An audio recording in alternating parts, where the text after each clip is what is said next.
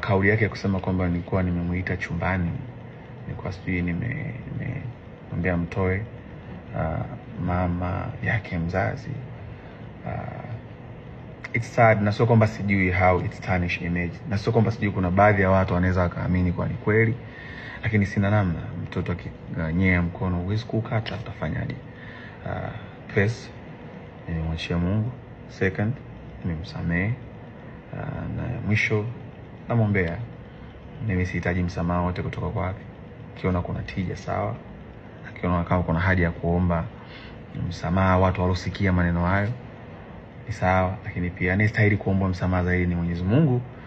Kwa ikimpendeza basi kwa wakati wake inshallah aseme sana, aongee na Mungu wake kwa moyo wake wa dhati kabisa.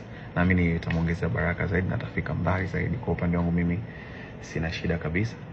Na yeye ni my brother, na si ataendelea kuwa my brother. Konde Gang nyumbani kwake, because Konde Gang made him. Kwa hiyo wish him all the best. So kwa kusema hayo, nashukuru sana kwa kuendelea kuisupport Konde Gang.